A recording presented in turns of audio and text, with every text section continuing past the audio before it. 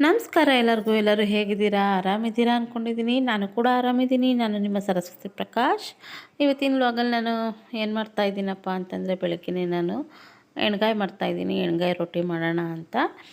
ನನ್ನ ಮಗಳು ತುಂಬ ದಿನದಿಂದ ಎಣ್ಗಾಯಿ ರೊಟ್ಟಿ ಮಾಡಮ್ಮ ಅಂತಿದ್ಲು. ನಾನು ಸುಮಾರು ಒಂದು ತಿಂಗಳು ಮೇಲಾಗಿತ್ತು ಎಣ್ಗಾಯಿ ಮಾಡೇ ಇರಲಿಲ್ಲ. ಹಂಗಾಗಿ ಬದನೆಕಾಯಿ ಚೆನ್ನಾಗಿತ್ತು ತಂದಿದ್ದು. ಹಾಗಾಗಿ ಇವತ್ತು ಎಣ್ಗಾಯಿ ಮಾಡೋಣ ಅಂಥೇಳಿ ಸ್ವಲ್ಪ ಎಲ್ಲ ಮಸಾಲ ಹುರ್ಕೊಳ್ತಾ ಇದ್ದೆ.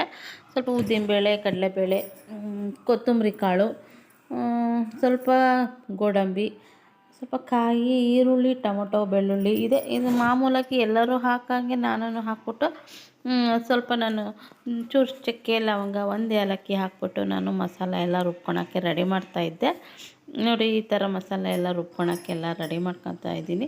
ಸ್ವಲ್ಪ ಶೇಂಗಾ ಮತ್ತು ಕುರುಶೆಣ್ಣೆ ಪುಡಿ, ಸ್ವಲ್ಪನೇ ಉದ್ದಿನಬೇಳೆ, ಕಡಲೆಬೇಳೆ ಇದನ್ನೆಲ್ಲ ಮತ್ತು ಎಲ್ಲನೂ ಸ್ವಲ್ಪ ಎಣ್ಣೆಯಲ್ಲಿ ಹುರ್ಕೊಂಬಿಟ್ಟು ನಾನು ಮಸಾಲ ರುಬ್ಕೊಂಡಿದ್ದೀನಿ. ಹಾಗೆ ಸ್ವಲ್ಪ ಬದನೆಕಾಯಿನೆಲ್ಲ ತೊಳೆದ್ಬಿಟ್ಟು ಚೆನ್ನಾಗಿ ಉಪ್ಪು ನೀರಲ್ಲಿ ಹಾಕಿದ್ದೆ. ಸ್ವಲ್ಪ ಹೊತ್ತು ಎಲ್ಲನೂ ಈ ಮಸಾಲೆ ಎಲ್ಲ ತುಂಬಿಬಿಟ್ಟು ನಾನು ಸ್ವಲ್ಪ ಈ ಥರ ಗ್ರೇವಿ ಥರ ಮಾಡಿಕೊಂಡೆ.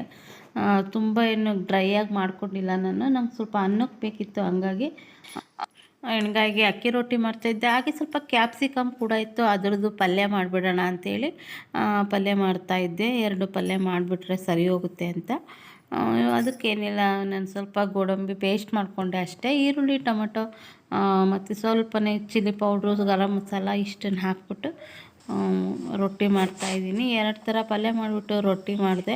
ಹಾಗೆ 9 ಗಂಟೆ ಆದರೂ ಇನ್ನೂ ಟೀ ಕುಡ್ದಿರಲಿಲ್ಲ. ನನಗೆ ಬೆಳಗಿಂದ ಕೆಲಸನೇ ಆಗ್ತಾಯಿತ್ತು. ಹಂಗಾಗಿ ಸ್ವಲ್ಪ ಟೀ ಕುಡಿಯೋಣ ಅಂಥೇಳಿ ಟೀ ಮಾಡಿಕೊಂಡೆ.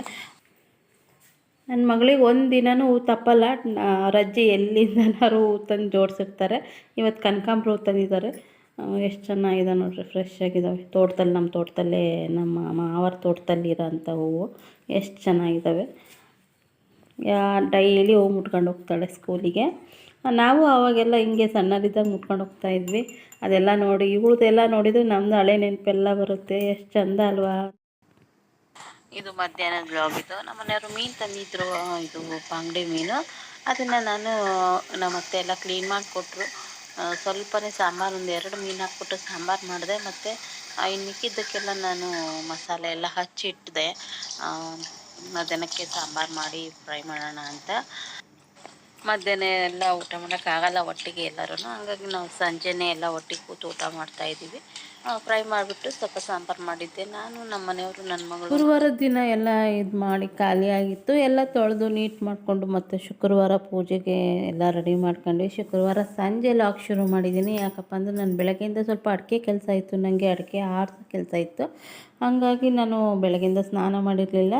ಸ್ನಾನ ಮಾಡಿಬಿಟ್ಟು ಪೂಜೆ ಮಾಡೋಕ್ಕೆ ಸರಿಯೂ ಆಗೋದಿಲ್ಲ, ಮತ್ತು ಅಡಿಕೆ ಧೂಳು ಆಗ್ಬಿಡುತ್ತೆ ಅಂತ ಹೇಳ್ಬಿಟ್ಟು ಸಂಜೆ ಮೇಲೆ ನಾನು ಸ್ನಾನ ಮಾಡಿ ಸಂಜೆ ದೀಪ ಹಚ್ಚಬೇಕು. ಬೆಳಗ್ಗೆನೇ ನಮ್ಮ ಅತ್ತೆ ಪೂಜೆ ಎಲ್ಲ ಮಾಡಿದರು. ಅದು ನಾನೀಗ ಸಂಜೆ ಮೇಲೆ ದೀಪ ಹಚ್ಚೋಣ ಅಂಥೇಳಿ ಸಂಜೆ ಎಲ್ಲ ಕೆಲಸ ಮುಗಿಸ್ಕೊಂಡು ಸ್ನಾನ ಮಾಡಿಬಿಟ್ಟು ನಾನು ದೀಪ ಹಚ್ಚೋಣ ಅಂತ ಬಂದೆ. ತುಂಬ ಕೆಲಸ ಇರೋದ್ರಿಂದ ನಾನು ಮತ್ತೆ ಇಡೀ ದಿನ ಲಾಗ್ ಮಾಡೋಕ್ಕೆ ಆಗಲಿಲ್ಲ ನನಗೆ. ನೋಡಿ, ಈ ಥರ ಬೆಳಗ್ಗೆನೇ ನಮ್ಮ ಅತ್ತೆ ಪೂಜೆ ಮಾಡಿದರು. ನಾನೀಗ ಸಂಜೆ ದೀಪ ಹಚ್ಚಿದೆ. ಈ ಥರ ಸಿಂಪಲ್ಲಾಗಿ ಪೂಜೆ ಮಾಡಿರೋ ಅಂಥದ್ದು. ನನ್ನ ಮನೆ ಪುಟಾಣಿ ಗೊಂಬೆ ನೋಡ್ರಿ, ಕಾಣ್ತಾ ಇಲ್ಲ ಅಪ್ಪಾಜಿ, ಮುಖ ಕಪ್ಪಾಗಿದೆ.